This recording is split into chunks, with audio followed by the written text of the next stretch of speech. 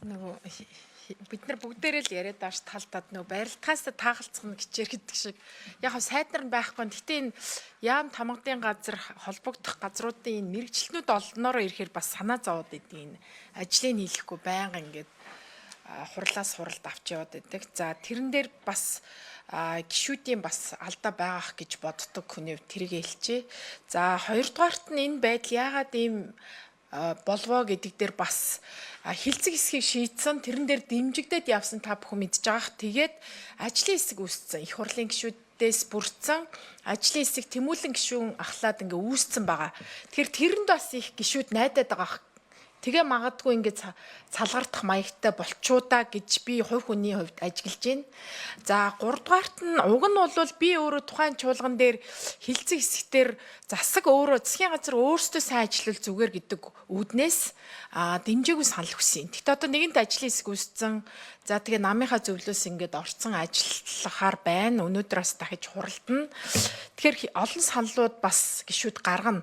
Бид нар бүр хуваа таарсан зүгээр нэг харамсалтай юм нь одоо үгсгийн алдаа хүртэл засаад сууж байгаа нь одоо гишүүдийн ихтэй ажил мөн ч юм биш ч юм уу гэдэг юм байгаад байгаа. За энэ төсөвтэй холбогдуулаад саналуу зүгээр тодорхой саналууд хэлгээд энэ 7-гийн 4-ийн 3 дээр жишээлбэл аудитын шийдвэр эргэлтийг сайжруулах гэж байна шүү дээ. Энэ угаасаа маш чухал.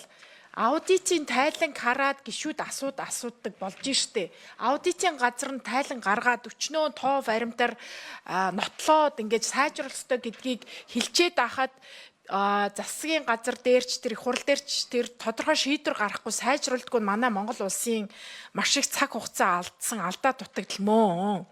Тэгэхээр энэ дээр ерөнхийдөө ерөнхий орчид одоо 5 жилийн төлөвлөгөө болохоор ерөнхий ороо жил тутам ингээд наривчлан гэсэн байдалтай байгаах. Тэгтэл энэ мэтчлийн ингээд ерөнхий орчхоор чинь энэ баримт бичгийг одоо бас ач холбогдлын сулруулчаад байгаа юм болов гэсэн бас санаа зовлт байна шүү. Энэ дээр бас цаашдаа анхаарах хаа. Тэг 3 гол саналуудаа хэлчихье. За төсвийн зарцуулалтад гарч буй зөрчлүүдийг арилгахын төлөө ийм нэг зорилго оруулмаар байна. Энэ дээр зөвхөн үндэсний аудитын газар биш бас төсвийн доктортой эдлийн зөвлөлийн гаргадаг тайлан дээр гарсан одоо илрүүлсэн зөрчлүүдийг бас анхаардаг баймаар байна давхар. За бас нийслэлийн болон орон нутгийн төсвийн зарцуулалтанд хяналт тавьдаг баймаар байна. За 3 дугаарт нь нийслэлийн бас төсвийн зарцуулалтыг ил тод байлгадаг баймаар байна. Тэнд нэг хэсэг бас мөнгө хараа хяналтгүй, үр ашиггүй зарцуулагдах юм боломж нэлээд газар авчлаа шүү. Энэ төрлийн зорилгууд бол ороогүй байлээ.